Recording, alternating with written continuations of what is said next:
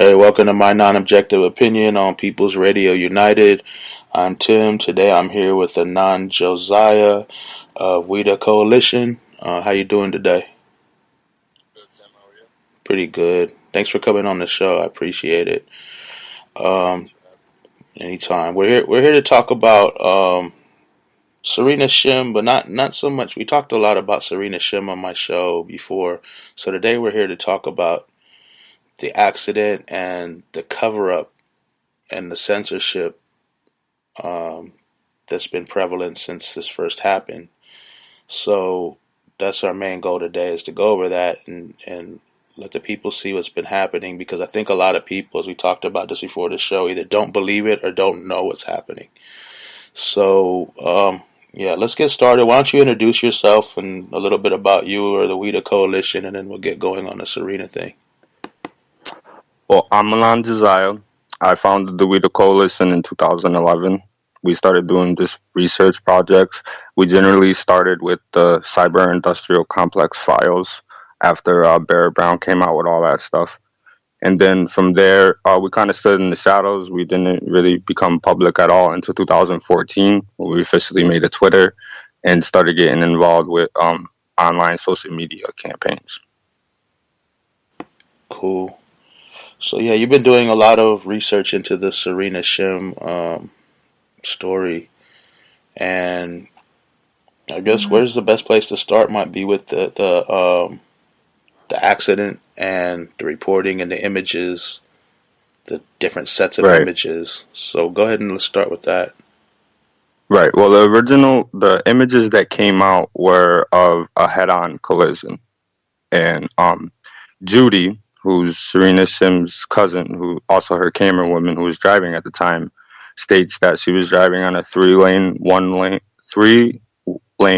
highway when a truck, sped up behind her, cut her off, and caused her to crash into him.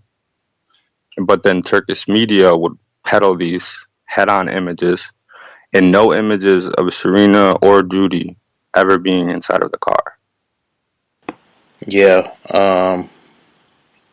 Just to be clear for people who might not know, it's a little confusing. Judith Poe is Serena Shim's mother, and Yes. Serena Shim's cousin is Judy Irish, and Yes. she's named after Judith Poe, so she's her Yes, namesake. she's her namesake, yeah. So, so just so you know, there's two Judys mixed up in this, and the one that was driving with Serena at the time was Judy Irish, her cousin. She was also kind of learning the media business and working as a camera woman for Serena while she was in Yeah. Turkey. And another thing to point out is the fact of the images that we have of Judy directly after the accident with she's in the hospital bed and she has a broken nose. You can find them online. As soon as you type in Serena Shim, these images will pop up. Judy does not have like glass lacerations that you would expect from a high speed collision. The traffic report that the Turkish government put out said that she was speeding. Even said that she was maybe even going 70 miles per hour. Well, then she would have glass lacerations on her face, not just a broken nose from an airbag. Yeah, nothing about that accident or the reports they gave or some of the information we later obtained it just doesn't make any sense. Um, yeah, I mean, why did they take Serena somewhere if she was in such horrible condition supposedly compared to Judy Irish? They took her to a hospital. What was it? Almost an hour away, and they took. 2 hours and 41 minutes away. Oh wow. Okay, I thought it was less than that, but wow, that's even worse. Yeah, I thought it was 2, and then Judith corrected me in the files when I put it out. She said that it was actually farther away. Yeah. And then Judy Irish got taken to the hospital closest by, About which 15 to 20 minutes away is the other hospital that Judy was taken to. yeah, who just suffered from a Now, broken nose basically. right. Now, what's important to point out about this other hospital is that it is run by the president of Turkey's daughter. I don't know her name, but And this hospital is also, in press reports that you can find online, is accused of treating ISIS militants wounded in the war in Syria. And it's a secret military hospital is what it claims to be, but it operates in the public eye. It's not hidden from anything. Yeah, most of the reason Serena was murdered was because she had evidence that Turkey was allowing ISIS militants to cross the border in UN vehicles or NATO vehicles. So, and reports have came out since then that all this is factual. So whatever they were trying to cover up is now kind of common knowledge. Right. What she reported on was the stamps that the Turkish border guards were stamping ISIS military or ISIS militants with these special stamps, and that militants were sneaking you across the border on these NGO trucks for only $500. Yeah, last show I did, last show was with Hattie Ellis, who's Yes, I listened to that whole show.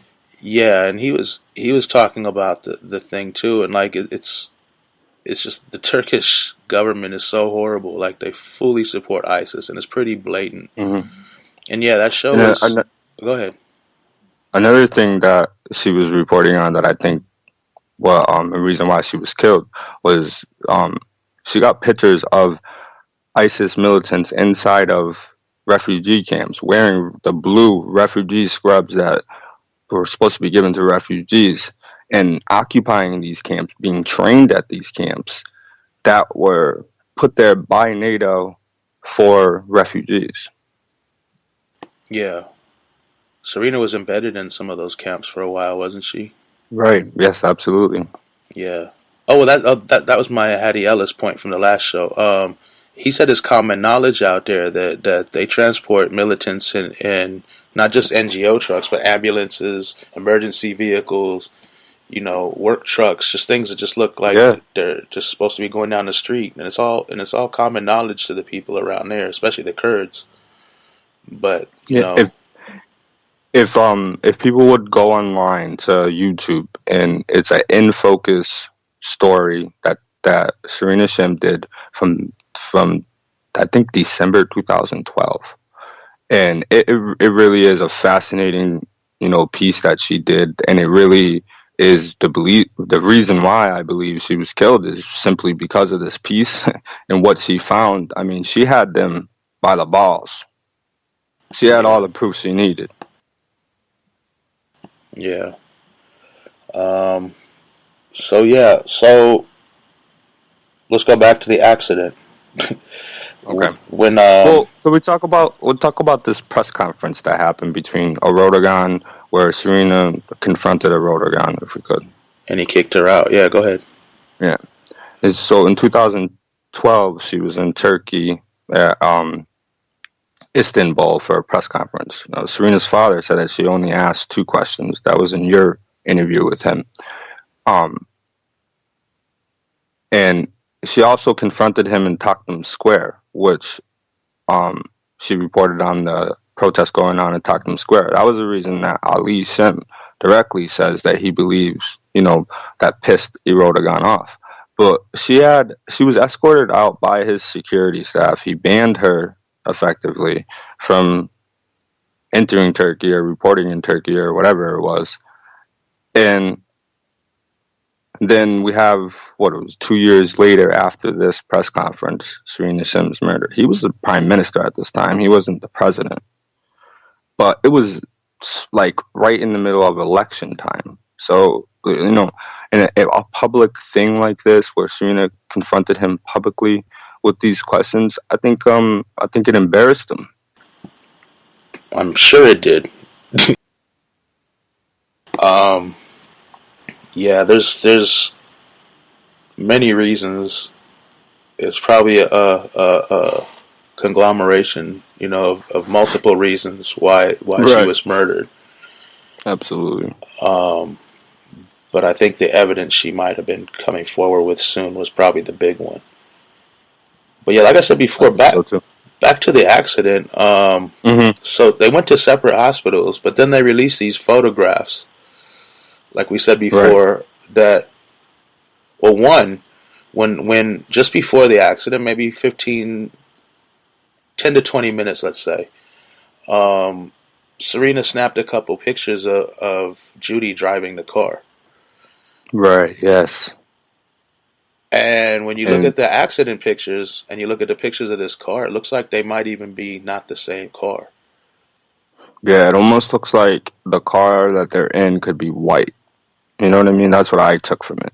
That the car and then the car in the photos is black. The car that would be peddled by Turkish state-run media is black. Yeah. So, I mean, it just like the reflection of the car, like from the windows and stuff like that, it definitely, I mean, looks white to me, or definitely like not a black car. Yeah, and plus the interior is different and everything else.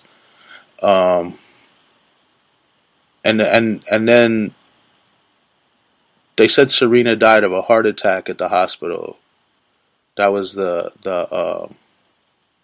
official. I'm using the finger quotes right now. The official cause of death. We obtained an autopsy a while back, and we're pretty sure it was fake. I mean, I'm 100% sure it was fake, especially when you look at how it was shoddily put together. Um, it said she took all this damage to one side of her body, which is the opposite side from the damage on the car. One, and two, she died of a heart attack. Yeah. And if you remember from after the accident, Fatima Shim went on Russia Today, and she said that her sister's body, who she was the first, eyewitness to this, didn't have a scratch on it. So if Serena, like you said, like they're trying to say, had this damage to her body or was in this high-speed collision with a cement truck, then obviously there would be some type of a mark, a bruise, something on her body. If there wasn't, then obviously there's something else going on here. She said not an eyelash was out of place. Yeah. And Judith Poe, Serena's mother, when she saw her, she didn't believe she was dead because she just looked like nothing was wrong. Yeah, it's absolutely unbelievable. So yeah, and I mean, you can tell from what I got from Judith Poe that the Turkish government was trying to cover it up. Obviously, they were giving Judith the runaround about that they could keep Serena's body for up to 7 days, and I mean, little did they know the family was a beast and was doing their own thing. yeah, Serena had a lot of people that really loved and cared and respected her. So Yeah, it's absolutely. especially in those regions out there. So it was easy to get people to help out a lot. Yeah, it's so tragic because it's like they did such a shoddy cover up. It was almost like they didn't expect any backlash or any problems or anybody to even challenge it. Yeah, and another thing that I found interesting is why don't they like? I don't see any record of them actually asking the driver, Judy, what happened. If you read the traffic thing, there's like I think 3-4 sentences that come from actually the driver of the car. It's like they just wrote up the whole thing, the whole report, and was like, let's put Judy's name in there. Well, she gave a statement to them, and I don't think they used most of it, obviously. But what they did was they found some dude that supposedly was a truck driver. Might have been the truck driver that got, they just literally tossed him under the bus. But then they gave him a trial for the murder or something. And then that never went anywhere. I don't know if you've heard anything about that since then, but I haven't. No. And all I heard about that is that the judge who was on that case has also went AWOL. Yeah. And there was also, I'm not sure who he was the mayor. He was the mayor of one of the cities out there. I'm not sure. He was the mayor of Surak, the very city that Serena crashed in. Oh, wait, and okay. he was set to give a press conference. He had said to people, him and his son were going to give a press conference stating that Serena Shim's accident was in fact an assassination.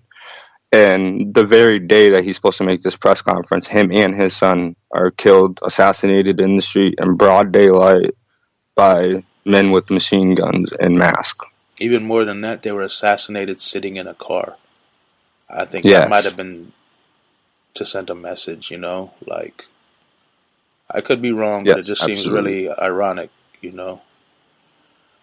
Right. And another thing that Judith told me that wasn't made public, or you can't really, I think it was made public, but it's not really like reported on a lot, I guess, is the fact that Serena's eyes were glued open.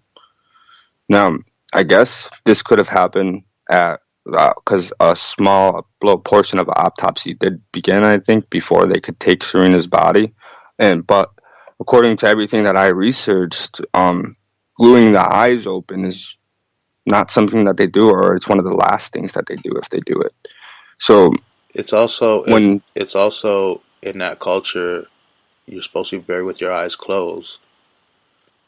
So I didn't know that. See, I was trying to figure out something to do with the eye thing to figure out something about it. Yeah, Even to that's see what if it was maybe a trait among, like, ISIS militants, that it was a signature or something. In Sicilian, you see them put nickels on people's eyes. I was from what I've trying to heard, figure that one out. I don't know. I'm not any religion, so I don't know all the cultures of Islam or any religion. But from what I've heard from a few people now, that it kind of ruins any kind of Muslim burial if the eyes are open. I'm not sure if that's a fact, but that's what I've heard from a few people. All right, they're So gonna it's bark, kind so of I'm gonna mute. it's okay. Sorry. We all got doggies that bark. All right, they didn't go that crazy. Yeah, but yeah, I think it was meant as another diss as well, or some kind of message or something, or to Yeah, maybe that she's seen too much is a message that I could have been sending. Yeah, if it She's was seen a something she mafia shouldn't have thing, seen. that would make sense too. But I think it's even deeper than that with that culture. Like it really has It something to definitely do could be. with something religious or something or cultural. I'm not sure. Don't quote me on I that. haven't been able to figure it out yet. Yeah. I was trying. So yeah, I just don't think they were depending. They were counting on the word getting around to a bunch of activists and mainly anonymous who would get involved and push this forward. Because so many people from day one. Oh, go ahead. I'm sorry. I was just going to say that the reports that originally came out that they told Serena's family were two different reports, that she died both an hour and a half hour, or an hour and a half hour after her, that's when she died, after her accident. Both a half hour and an hour, the family was told, after the death. Yeah. But yeah, there's been misinformation from the get-go, and that's why everybody got involved, because Judith couldn't get any answers, and neither could anyone in the family, and it was getting frustrating.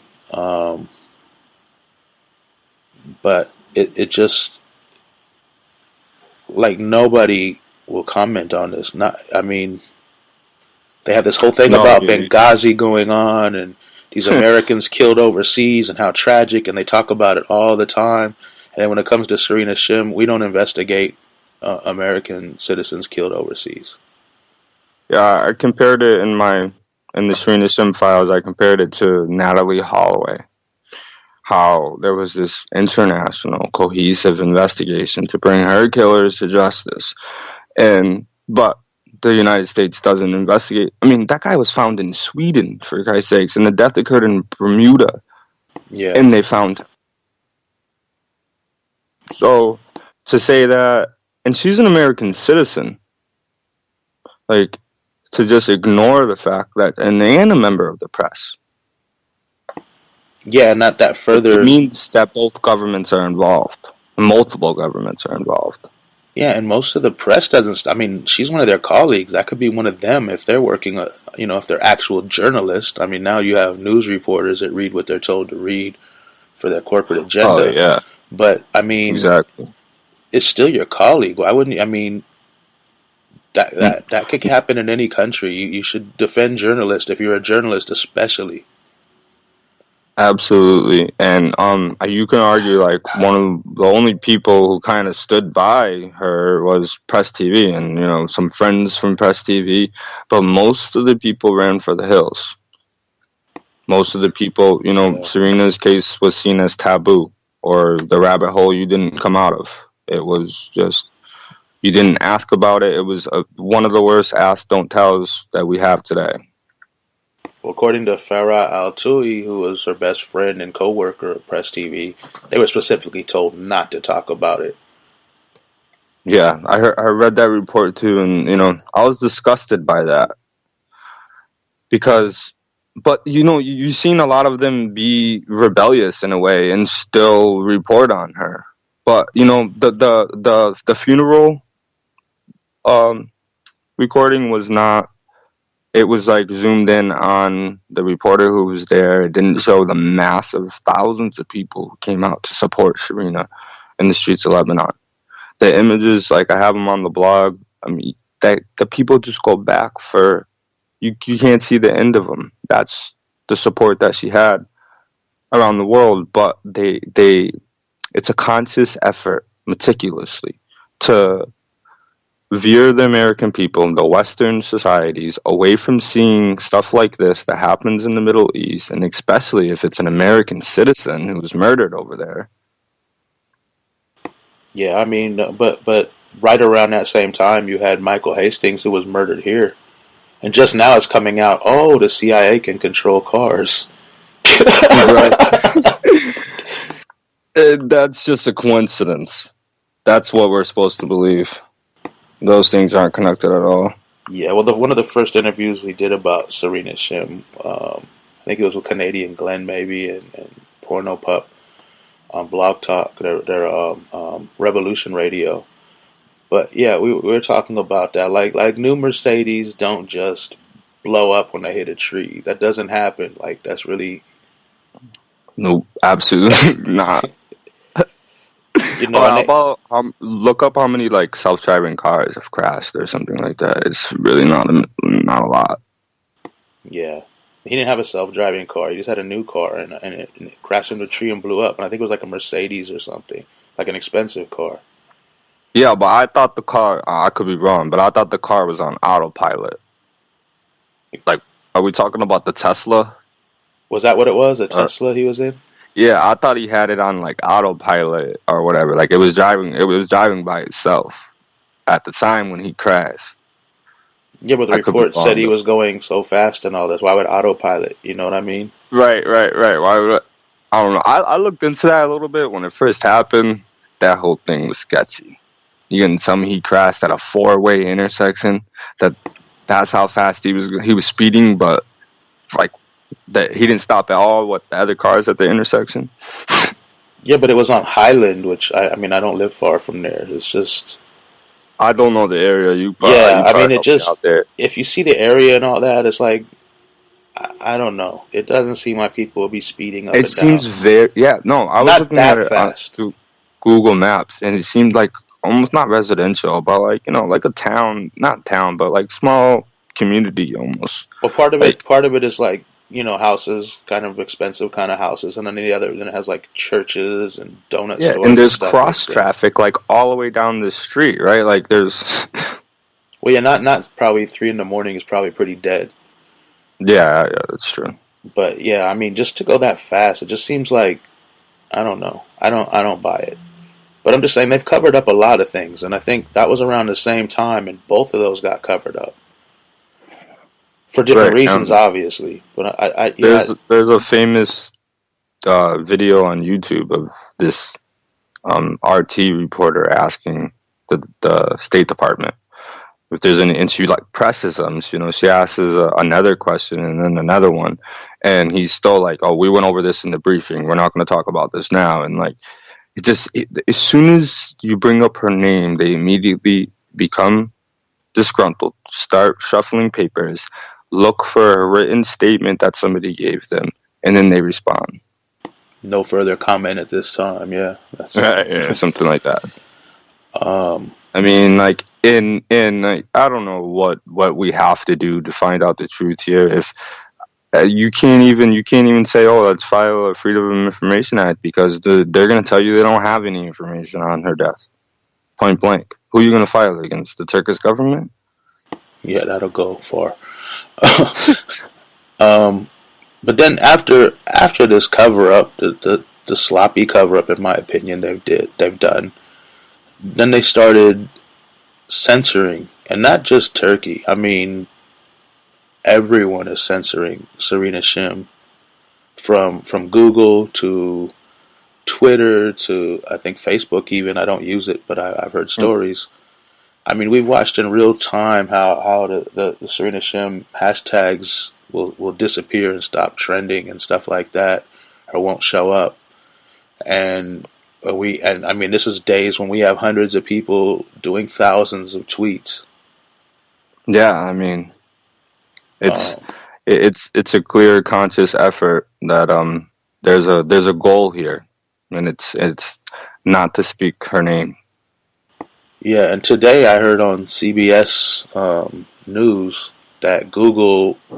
I'll explain why this is relevant in a second, but Google is now censoring a whole bunch of content, including YouTube videos, especially YouTube videos, because they said there's too many videos supporting terrorism and ISIS and all this online.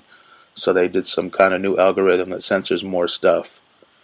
And Wow.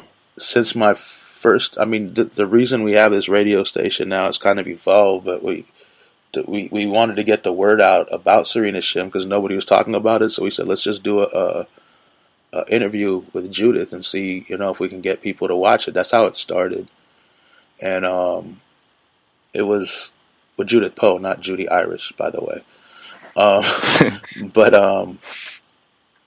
the thing was, when I did that, it was just me and Judith on a Google Hangouts talking, like doing a face-to-face kind of interview. Right. And it gave me as soon as I released it, it gave me a copyright infringement saying that they own the copyright for it, and it wouldn't be played in so many countries and this and that. So I tried to appeal and see what was going on with that, and I'm till this day, like two years later, still haven't got a response about it. But then I did more Serena Shim videos. At the time I was doing videos, it wasn't radio yet. That's why I was doing videos, Right. Yeah. and I noticed everything I did with Serena Shim got a copyright infringement. Like it was ridiculous. Like still to this day. Yeah, I just did a video. I didn't do a video. I just did a video kind of screenshot thing of what they were doing to all the new content I just put up. Right. And that's how they get you. I was watching I don't know, some other YouTube. You know what? I think it was this dude Jimmy Dore, who's one of the Young Turks kind of people or something. Yeah. Yeah. Yep. And he was going through his videos and showing how certain videos, when he talks about certain issues, gets the same kind of thing. But for him, he was saying that they're trying to shut down certain topics where he won't talk about them by taking his money. We've never actually made money from YouTube because you have to hit $100 threshold, and we're far from that, I think. So I think it's just to kind of shut up the Serena Shim thing. And I've tried different hashtags, and as soon as you put Serena Shim in it, it comes up with like a copyright infringement, which means they won't play it in certain countries. And here's the other thing. They've done this with a couple anonymous videos I put up as well. And they put weird ads, like on the anonymous videos, they put Scientology ads on here. On the Serena ones, they'll put like Christian ads or something really weird. And I don't know if it's intentional. That's effed up, dude. Yeah, I don't know, but see, I don't like that at all. That's the way they do it, because I don't know. It just seems really weird because those ads don't seem like they'd fit this content. And to put, a Scientology ad, I think I put a screenshot somewhere years ago on my Twitter when they first did that. Like, these are the ads they're feeding and getting paid for because they stole my copyrights. So That is ridiculous. And wasn't there a problem like with the tweet sheets disappearing? yeah, we've had tweet sheets disappear and get taken down. Especially anything we put on Google gets taken down really quick. Yeah. Seven and Anon ISIS have documented that to a great extent. Oh Um, man. it's constant censorship in one way or another. And back to the censorship thing, the copyright thing. By doing that, then they can say, oh, well, certain countries won't allow us to play it, so that means you don't get to get viewers in other areas. So it's just a screwed up situation, and it's all and Oh, they blame their algorithms and analytics and stuff, but it's just yeah. too specific. Twitter just did this, right? Twitter just did something like this. Lori Love got banned, and like it's their excuse. We're getting rid of terrorism. Been their excuse since 2001. Yeah, I mean the thing is, like Lori Love, like wow, what did he say? Punch a Nazi or something? And I that's what. I was so upset about that, man. I was really like legit upset about that. Leave the man alone, for Christ's sakes. But well, he's getting taken down. Other Anons and other activists were getting taken down, but then they were getting taken I down was along. scared, man. I thought I was next. Yeah, I mean, I just I say it. talk shit. I talk shit to them to Twitter all the time. I better stop, okay? Yeah, I mean, what's a Twitter account? You could always get another one. It's free. True. That's the way I look at it. It's free. Just sign up. Yeah, but Agree to the terms and conditions. Lori Love, who spreads nothing but love from what I've seen, and Punch a Nazi is an act of love, in my opinion. The the thing is, they took down some horrible people here too, like that Andy Pauley and some of these like vile, racist, genocidal kind of white supremacists got taken out, which is good, Right. But I don't It is. understand how you mix people that are trying to help people and fight for justice and equality with a Nazi. Wasn't. They just thought that they could get away with doing it to Lori under this thing because I don't know, man. Maybe there was like a lot of racists because his thing was punch a Nazi, so maybe it was just the Nazi word coming up so many times. Who knows in their algorithm what it could have been? Yeah, but I put punch a Nazi 1,000 times. Right? We all know I it's put because kill a of Nazi who he before. is. I'm talking about. I don't. I mean, nobody likes Nazis. And if this was the Nobody. if this was the 1940s in this country, people would all be on our side. But for some reason, Right. Nazis have gained some kind of legitimacy in this country. Um, Not around here. I dare you to bring that shit around here. if they did, the police would just support them Right. and stand up Yeah. against the people protesting them, like always. But Right. yeah, Like it's the police will be there saying that they're utilizing their freedom of speech, but when we do it, God forbid, when we do it. especially if your freedom of speech has to do with Serena Shim. Uh, Yeah. yeah, it's Yeah, let's get back to that. I wanted to talk about the Jackie Sutton connection, if we could. yeah, definitely. I mean, we didn't really get off of that. We were just talking about censorship in general, and it started with No, censorship from absolutely. Serena. But yeah, I guess Yeah. punching Nazis was a little off subject, but that's always a good thing to talk about. Hey, it's all right. Yeah, Jackie Sutton. When it happened, I She was noticed. Yeah, go ahead and talk about Yeah, who she was. I am finding it right now in 2 seconds. I will Okay. have it up. Yeah, she was a journalist who supposedly committed suicide in a Turkish restroom at the airport. Correct? Right. She worked for the Iraq War Reporting. She was like the head of that in Iraq. And her, from what Judy told us, and it was in my opinion, this is in fact, that Jackie and Serena could have met in 2013 at a party at the embassy. That's what Judith stated, that they were both at the same party and that they could have colluded on a report about WMDs, weapons of mass destruction, or sarin gas, being smuggled from Ukraine down into Iraq and then eventually into Syria. Yeah. And she reportedly was in Turkey doing a follow-up on a report for Serena Shim. And they say that she killed herself.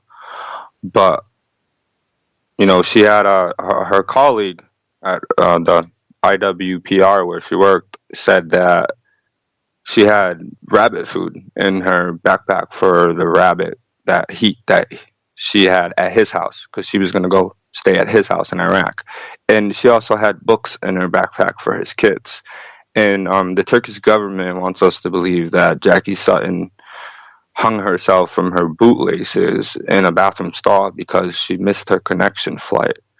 This is a woman who's worked as a reporter for over 30 years. She's been all throughout the world, to Africa and the Middle East, and she worked with BBC back in the day. She's an experienced reporter who, in my opinion, wouldn't kill herself for missing her flight. Yeah. The thing that really bothered me about this, I'm trying to find the woman's name. Give me 1 second right here. You're breaking up a little bit. I couldn't hear what you said. So give me 1 second. I'm trying to find this woman's name. Jane Pierce, Iraq County Director for the UN World Food Organization, described Sutton as her friend, and her quote was, "Simply don't believe the news reports." She said Jackie Sutton basically confided in her and she did commit suicide. Now, let's talk about why that might be relevant coming from the World Food Organization if there's a Serena Shim connection here. Right. Jackie Sutton was employed underneath a UN agency, an agency that operated under the UN apparently, and she witnessed corruption there. She witnessed smuggling of humans. She witnessed stuff that she didn't like, and when she brought it to their attention, she was fired or she had to leave the UN agency, and it's why I think she started working for IWPR. Yeah. It just seems like the World Food Program The connection, I believe, is the World Food Organization and NATO. That when NATO gets some bad press, or what they see to be bad press, like what Serena Shim was doing about these NATO camps and the NATO trucks, and Jackie Sutton uncovering the smuggling, and Jackie Sutton maybe somehow being connected to Serena Shim, and them both dying, I don't think that that's a coincidence. Them both being murdered, I should say. I don't think that that's a coincidence. Yeah. It just seems funny that she comes forward as her friend and confidant. Don't believe the news reports. She killed herself. I mean, it wasn't a murder. Right. Morning, my friend and colleague. Right on the next day, I don't know the man's name, but he was expecting, Jackie to go to his house. And you can just see by his demeanor that he knows that something happened to her. Well, he's the one where I got the information about the rabbit food and the book in her backpack. He believed from the very, very beginning that somebody killed Jackie, and there was a CCTV camera that came out, and it was of Jackie at the airport, and it appears to show her make her connection. It appears to show her be on time, traveling with other travelers. So I just question, obviously, she was killed a year to the day after Serena Shim was killed. I mean, a year to the day, on the anniversary of Serena's assassination, her friend or colleague was also killed. Or, I can't say that because allegedly killed. Also in Turkey. She allegedly, yes, committed suicide, I should say. Yeah, she was at the Istanbul airport. The Istanbul airport, the capital of Turkey. Yeah. No, that's not the capital.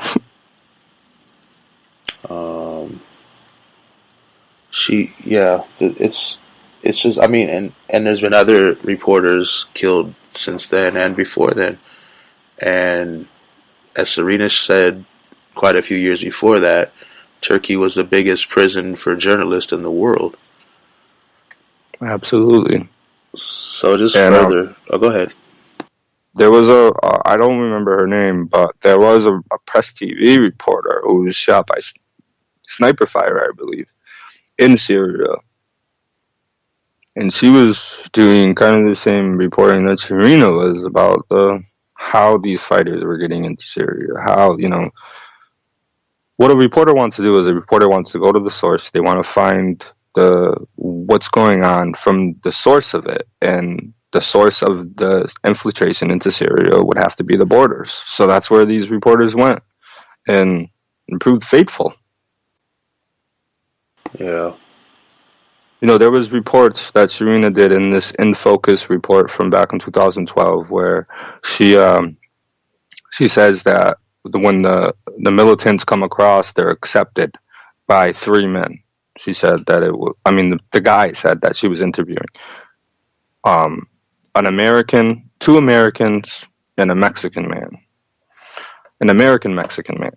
So my concern here is that there's, Americans involved in this somehow, some way, as to why that this Turkish reporter who was wanted by the Turkish government would say that there was 2 American men coordinating all of this who were ISIS. They weren't, government contractors, if you will. They were ISIS members who were controlling this at the border and controlling the money flow at the border and the weapons exchanges.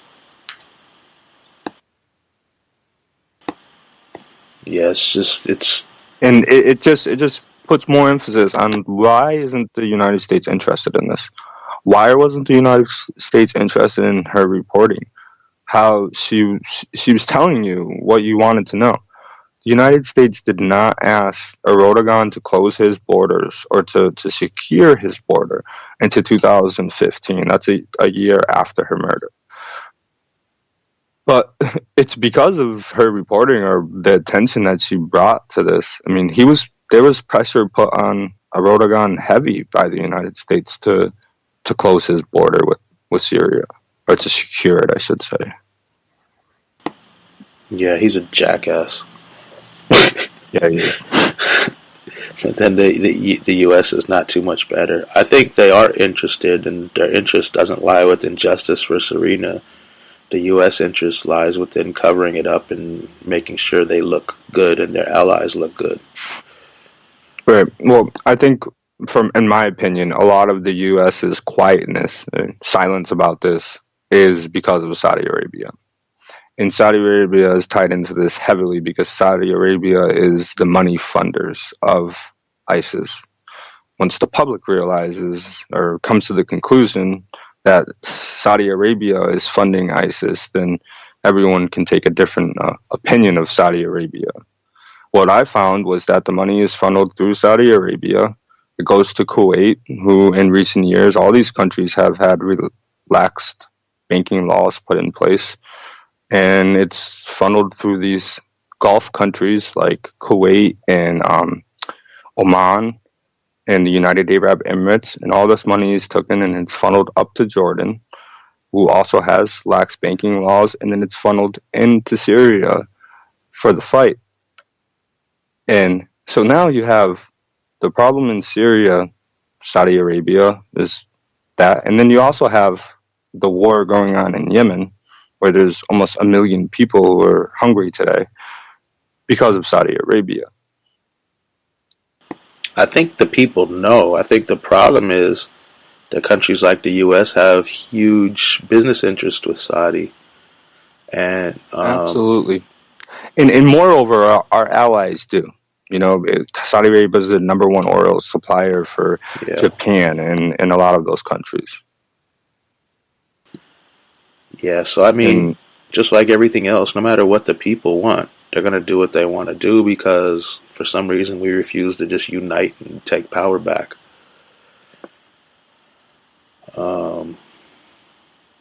So I don't know. I don't. Yeah, it seems to me. I mean, I just it's like common knowledge that these countries support ISIS, support terror, and are horrible, horrible on human rights.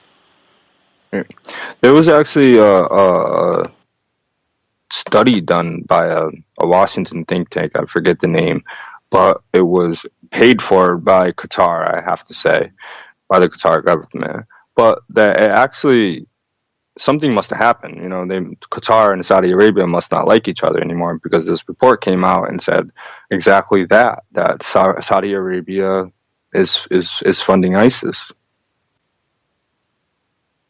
and it was calling on Western to step in and make Saudi Arabia stop, I guess. Yeah, I mean, if they would get over their love of money and put people's lives above that, it would already have been stopped. But it's profitable, and who cares Right, about these exactly. poor And people? I don't know if people remember, but there was a AP reporter back in 2015 who lost his job because he had a meeting with the ISIS militant, and he recorded the ISIS militant saying on tape that he was handed, this was the leader of this little ISIS group, that he was handed sarin gas by an Saudi intelligence officer. And if people remember, in 2014, the head of Saudi intelligence lost his job. It was the first time that a Saudi king had ever been fired. And it wasn't seen that in the public. It was seen that he stepped down. But a lot of people seen it as him being fired because he botched this whole sarin gas thing in Syria, where sarin gas was dropped on 21 different occasions. Now, what this reporter was uncovering was the 21st sarin attack that happened in a suburb outside of one of the cities, and he stated that Saudi Arabian diplomats or whatever were calling him at his job and threatening him, saying that he was gonna, that they were gonna end him. And then, sure enough, 3 weeks later, the AP did the Saudis' bidding and fired him. And what it's all proven, what I found at least, is that Saudi Arabia has a lot to do with this war in Syria. And Saudi Arabia could also have had a lot to do with the assassination of Serena Shim. Yeah, maybe not physically, but behind the scenes, gave more Exactly. reasons, added to that multitude of reasons why she was probably killed. Well, she was killed, but probably what the reasons were. Exactly. Yeah, it's just so ridiculous and it's so sad. I mean, the other thing is it's worse than just not being reported on. The family can't even get a condolence. They can't even get a I know. sorry, oh, this is horrible. I mean, It's true. It's truly tragic. It really is. It's tragic that, I mean, if I'm not mistaken, the government, even if you are a freaking mass shooter, will call the family and apologize to the family for the event that has just happened to them. But they didn't even have the heart or the courage to call, the decency to call the Shim family and at least say, I'm sorry for your loss. Here's what we're doing to figure out what happened to your daughter. Nothing. yeah. And I think it's going to be less under this new administration as far as get any chance of getting legitimate justice from the system. The only way we have a chance of that is if it somehow, some way would benefit Trump politically, that he goes after Turkey, I guess. Well, I mean, I even tried to spin it before where, hey, Republicans, Obama did this. Why don't you jump on this and spread the word, But Exactly. nobody, yeah, it's just, I don't care who spreads the word. I don't care who gets justice for Serena.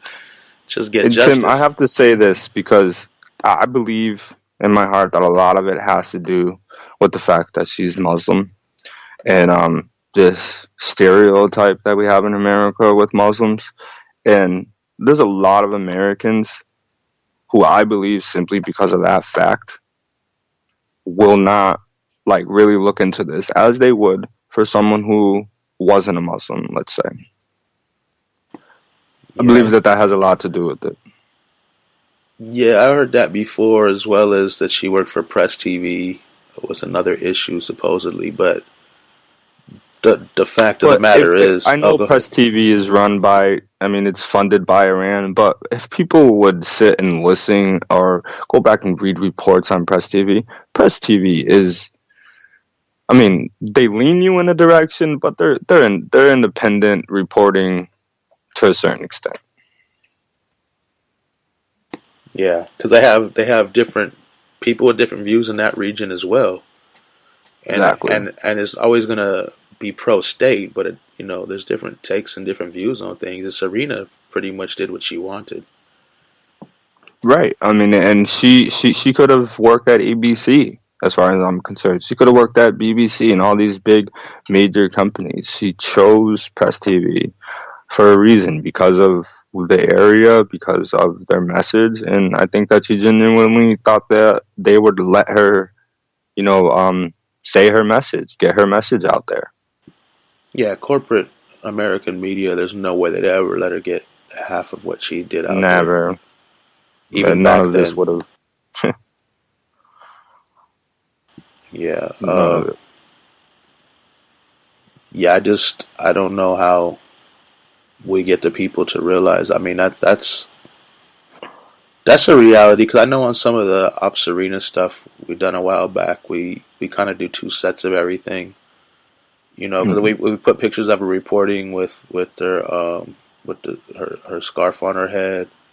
Then Yes. then you got people who are basically kind of religious bigots, I guess, against one and pro another. Then they don't support it. So then you take pictures of her with just her hair out and stuff and glasses on, and Right. because there are some pretty right wing people that support Op Serena, and I'm glad. I mean, everybody. I'm glad for everybody to support that. That the Op doesn't really have a political agenda other than to get justice for Serena Shim, to get the truth out, and I don't see why, Absolutely. whether you're a elephant or a jackass, or blue or red, No, whatever and it that's is. something that I don't know. I've always held is that the best voice is the voice you don't want to hear. I've always been open to other people's opinions and stuff like that on issues. That's one thing that I do try to do, is to be open. In my past, I was, as far as a racist, I wouldn't even let them talk. But as I got older, I did learn to at least be like, okay, well, it's not your fault. It's your parents' fault, and it's the school system's fault. Yeah. But yeah, I mean, yeah, it should not make a difference which political party, or I mean, it has nothing. It has a lot to do with politics, as far as political people and governments covering this up. But as far as specific policies and politics, it doesn't really matter. Just No, and for the record, that should go for any op. Any op should be carried out in that fashion, where you put your BS high school drama aside, and you put your political opinions aside, and you support ops. Yeah, but the problem with that is, like, Anons and activists are pretty much always going to be somehow against fascism, and we don't ever absolutely. We don't ever have a non-fascist government. So you have people who love their Obamas and their Trumps and their Clintons and whatever, and they're always going to bring politics into them. I have the luxury of being an anarchist, where I hate all politicians equally, so Fuck yeah. I don't have an issue there. I mean, they try to categorize me like, oh, Trump's an asshole, huh? So you support Clinton. I'm like, nah. Clinton's equally as much of an asshole. And then your Clinton people see that, oh, so you support Trump because you don't like Clinton. Like, there's no other option. You know what I mean? And then if I say I don't support, oh, what are you, Bernie? No, I'm an anarchist. Like, I don't want these politicians, That's but what we gotta also, do. We gotta start our own party, like well, I like Aaron, mean, then like the pirate party or some shit like that. there is, That's what yeah, Aaron started. that's what Yeah, we want to do is try to. I mean, if we have to have a political party, I'd love to kind of try you to know, I was unite. just asked that recently. Somebody said like, why hasn't Anonymous ever become like an official organization like WikiLeaks? Because then they said that we could protect ourselves when like the government did come after us. We would have a ground to stand on, basically. And Yeah, it perplexed me. Like I did not have an answer. well, because then you'd have to have leaders and people running things, and that's kind Right. of That, I not mean the whole. that was my first thought, was there is no central leadership. So, but Plus, a lot of anonymous power for, especially for a lot of the hacktivists in there, is their anonymity. absolutely, Sorry, that's a hard word to I say. can't say it either. Don't worry. I Um, just avoid the word. and then if you're in a legitimate organization, and you can't do illegitimate things and still be called legitimate, or what they consider Right. illegitimate. Yeah. Sometimes to get the truth out there, you have to commit what they consider crimes, and Right. that's just leaking information is a crime. I mean, look, they put whistleblowers away all the time. They kill Right. journalists, as we've been talking about all day today. It, you know, Absolutely. I think Anonymous is great the way it is and doesn't need to change. I think some of the people need to No, change, I maybe. completely agree. I completely agree. Or maybe That. some of the people's philosophies and ethics need to change, and maybe drop a whole lot of these people's egos. But Yes. yeah, Like for instance, I'll give an example. If I'm tweeting about Lori Love, right? And I tag a bunch of people in this tweet. I don't want DMs from the people who have beef with each other, who don't want to be tagged with this person and that person. Like for real, you can't like put that aside and click this button real quick. Like I don't want to hear all that. yeah, that's kind of the nature of activism. I mean, I hate it because taking stuff public, like I always say, makes us look weak, makes us look divided, makes us look how they Yeah, want us to yeah, look, really does. Yeah, And these absolutely. and these people's egos are just so huge. They want to bash people publicly to boost their own whatever they're boosting. You know what I mean? And it's just like things should be handled. We did a show with it was one of Steve Shagwell's I Fought the Law shows with the woman named Michelle Gross from Citizens United Against Police Brutality. Yep, And, yep. and she was talking about how activists need to support one another regardless of tactics and ideologies and stuff. Because this division just it hurts us. And especially Absolutely. we're all gonna disagree on things, but let's handle it. If it comes to a problem where we can't go forward, then we either need to separate and do our own things and respect each other for doing it, or we have Right. to, debate it out in And private where it's right. not And public. think about when we did do that. We 2012 Occupy Wall Street. We made things happen. Shit went down. Yeah, There and was a response. Okay. I mean, and there hasn't been something like that in a long time. You know but what I even mean? even with And that, you have activists. I debated with one in a DM not that long ago, and they will not blame the police for breaking that up. They will not blame the state. They will not blame any of that. They'll blame the Antifa or the more radical anarchists. They came and messed it up, and I'm like, how?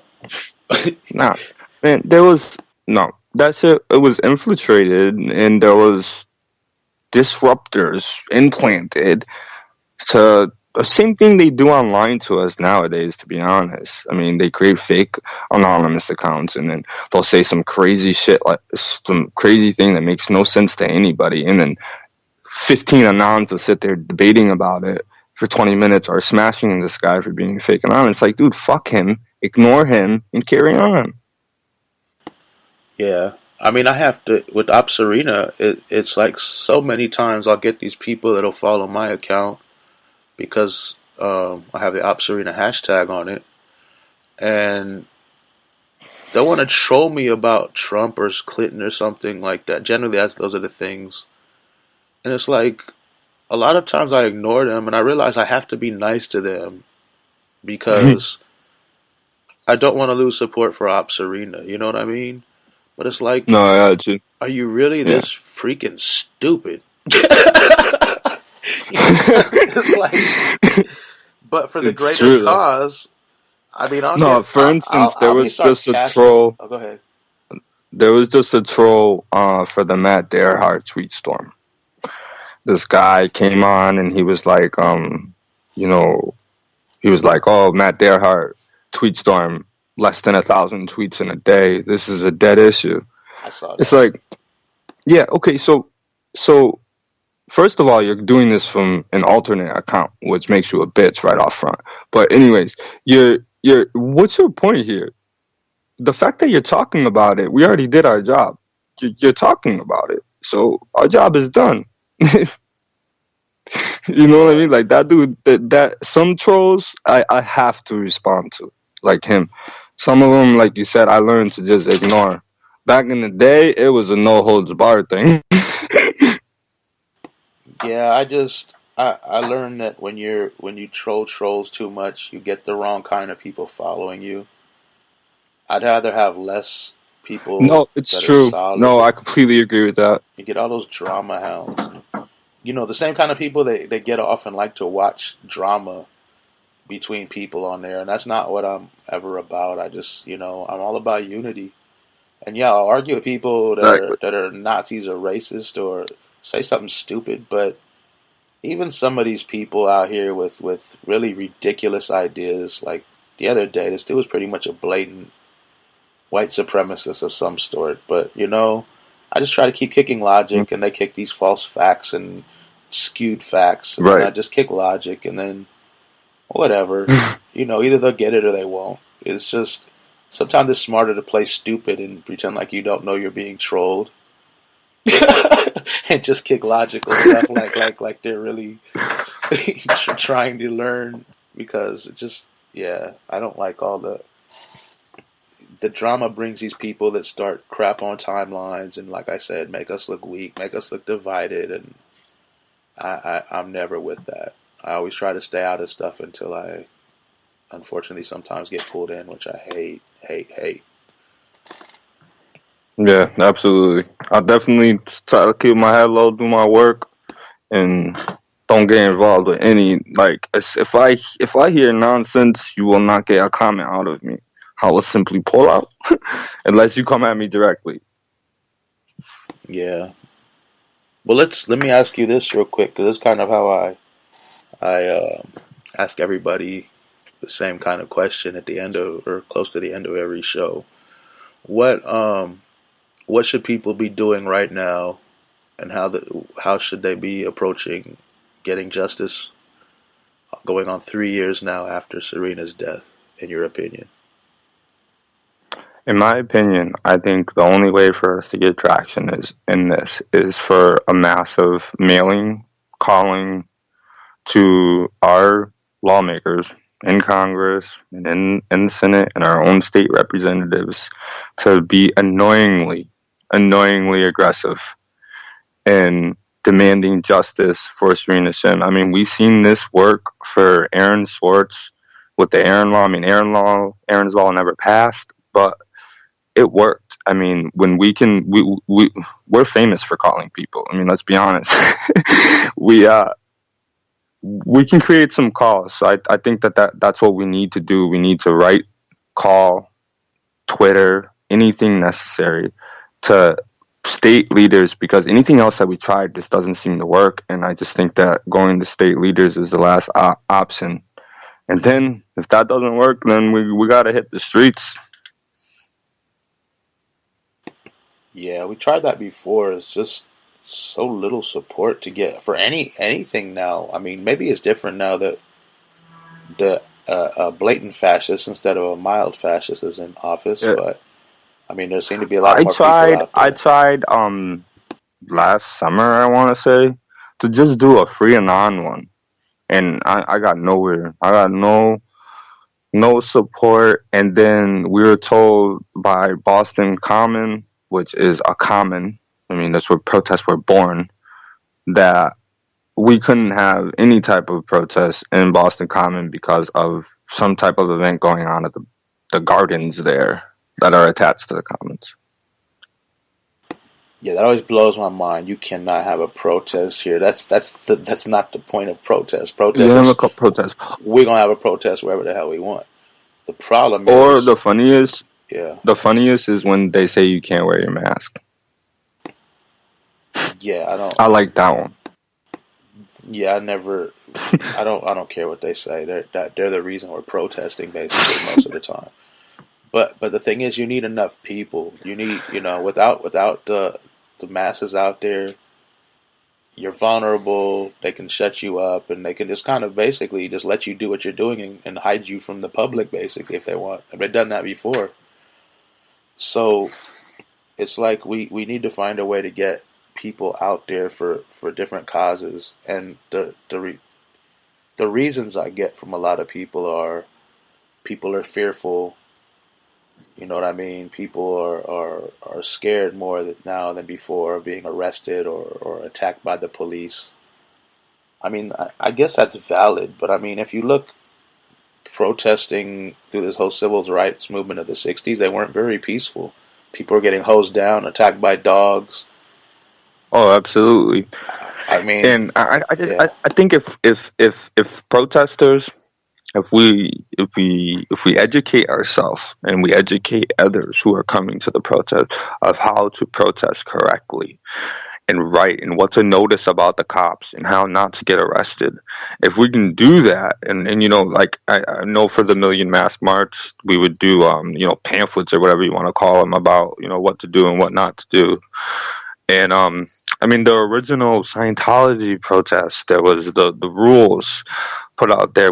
We always tried to tell them how to do it, how to go about it. But and now we got Twitter and all that other shit to get the information out there faster.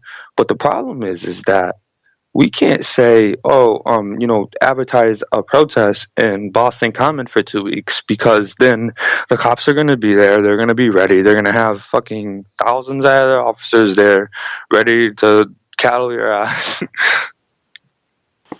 Yeah, but if it's big enough, they'll be shut. It doesn't matter what they do. Yeah, I mean, exactly. I would You can say, do that over where you're at. There's a lot of problems doing that over here. well, This is. the problem is getting the people to actually show up out here. I got you. That's, Yeah. I mean, the problem is always with the people. I mean, if you get millions of people in the streets across the whole nation, shutting down cities systematically for days on end, so no one's working, no one's getting anywhere, and companies aren't making money, and the government's like, Yeah. holy hell, we can't do anything. There's too many people. We can't just bomb them. You know what I mean? We can't arrest them. We don't have enough cops. We don't have enough military. These are American citizens. We can't just go in shooting them. They're nonviolent. Then what happens is they have to bow down and start, doing what we want. Like, we have demands. You want the street open back up? You want your cities open back up? Then you do Exactly. what the hell we say. But you got all these people, I can't lose my job, I can't do this, I can't do that. But think of the better world you'd have if you had power, if you had medical care, if you had education your kids could do, you know what I mean? If you had a voice, period. Yeah, If your voice actually meant something, the only way to do that is to go out there and, as in Jeremy Hammond would say, fuck shit up. That's the only way. yeah, but you have all these people now. We've talked about this before on other shows. I don't want to keep saying the same thing, but sometimes people need to hear it. That want to tell others what's proper and not proper in protest. And I don't Yeah. agree with that. I don't think there's a right or wrong way to protest, but I do think what the St. Paul people are doing is awesome, where they give each other space to do their thing and separate it by space and time. You know what I mean? So if you want Right. some crazy Antifa going down, busting up banks, that's beautiful, and we're 100% for it. But let us do our little peaceful kumbaya, singing away the fascism over here, without you guys coming through and doing that. and Yeah. everybody gets to get their voice heard in their own way. And they all support each other, whether it's court or whatever. Nobody's like, oh, look at, they're doing it wrong or they're doing it wrong. They all support each other because it takes all kinds, I guess. And the sad thing is like, what if you do, if you do get a protest going and it has like, let's say over 500 people there, trust and believe that like 498 of them are real people and 2 of them are probably agents. So like they immediately will try to infiltrate even the smallest protests. And I don't know if this had happened before 2012, the Occupy Wall Street protests, or if it's been happening since Scientology or what. But I mean, we had a protest out here for Marty, which I didn't go to, but I was told by people who did go there that there was FBI there, and we're talking about a protest that had 7 people at it. Yeah, and well, it could be because Marty G's case is open. It's an open, active investigation. That could be why. But that shit really it took me back. It shocked me. no, it's common. I mean, yeah, I mean, if you had 500 people protesting, you'd have, I think, quite a few more than 2. Yeah, I was just in the giving a mix. number. Yeah. I mean, yeah, I was being optimistic, Tim. I've been in a protest with maybe 18 people, and I was pretty much convinced within myself at least 5 of them were cops or something, something law enforcement related. But that's the nature of the game, and I think it always has been, Right. For, there's always somebody trying to infiltrate or monitor or surveil or get information, But like I said, Right, and then it's just important. If you have literally hundreds of thousands to a million people, which is not much for a city, you know what I mean, has 30, 40 million people, or 3 million or 8 million or whatever, have 500,000 people out in the streets. Yeah, you're going to have infiltrators, you're going to have cops, you're going to have opposition, but you can really get something handled. You can make them pay attention, especially if those people stay out there for days. Bring tents, bring food, put tents out on the freeway. Make the freeway into a new camp. Invite all the homeless people up there with you. Everybody chill, everybody share, have barbecues, do whatever you need to do to survive and live out there for a week. And after that, that's the way to do it. Trust and believe media, that's the way to do it. Trust and believe me, media will be there. Even if it's 4 people, media wants to know. It's the same thing as, like, let's say, like, strapping a sign to your body and it's like saying you're going to walk across America for this message. It's the same thing, except you're sitting in a park eating hot dogs over the fire or whatever. Well, no, my thing is 4 people would be arrested. I'm saying take over the freeways, take over the freeway, shut down the whole city. And you need 500,000 people. We're going to have a week-long party out here. And we don't care what them pigs say. We don't care what military they bring in. We got people ready for whatever. And we're going to be out here and we're going to back each other up and we're not going to be afraid until we get what we want. All the media in the world to be watching. Oh, hell yeah. And that Mr. Best Buds is exactly what we need. We need something like that. And it doesn't really honestly matter. I don't even think it matters what it's about at this point. Obviously, there's a lot of people who are pissed off. And I don't know, if something was to pop off right now, I think a lot of people would react to it. Yeah, I mean, I think our administration right now is hoping and praying there's some terrorist attack where they could actually blame Muslim people. And it's big enough where they can fearmonger some more and do what they need to do because their support is so low. They need to, and that's his thing, hating people and blaming people. So, it's like it goes beyond that too. I mean, he has planned cuts. Like, these aren't gonna be debated. These are gonna happen to music and arts and sciences at schools are going to go. Welfare will go. Like, people talk a lot of crap about welfare. If there wasn't welfare in my community, there would be famine in my community. Well, they want to get rid of welfare for us, but not for corporations. Corporate welfare they love. Yeah, and they. That is such a great point. Yeah, it's a sick world, and it's nothing new. I mean, the last administration, the administration before that, they've all been building up, taking our rights slowly, doing terrible things to us, just not so blatant. And now it's the last administration or two administrations handed this madman every kind of tool he needed for a totalitarian fascist dictatorship, basically. Man, and if you want, you can go on my blog. And in 2015, before the election, I wrote a blog about how this is when I think he first said that he was going to ban Muslims at that press conference in Las Vegas or whatever. And I wrote a blog, and at the end of the blog, I state that Trump was going to win the election, but he was going to win the election because they put Hillary up there, and because my prediction was that it was mainstream media that was going to hand Trump the election. But I thought he was going to pay for it. You know what I mean? I didn't think that he was going to get $4 million in free advertisement from our media. Yeah, of course, he's a celebrity. I mean, that's Yeah. They know no why press is bad press. Yeah, that's why he would do all those ridiculous comments just for the headline, just to get on the press, and then now he's got a free way to talk to the people. Yeah, it's insane. So why don't you let us give a shout out to where people can find your blog, because it is a cool blog, and we were going to add it to People's Radio. We just haven't got to updating our site yet. It's wethepeopleblog.wordpress.com, and it's also linked to my bio on Twitter, which I control. The WEDA Coalition Twitter account is at the people. It's linked there. That's at the people, DAPEAPLE, correct? P as in we are not peas. Yes. Yeah, DAPEAPLE, at the people on Twitter.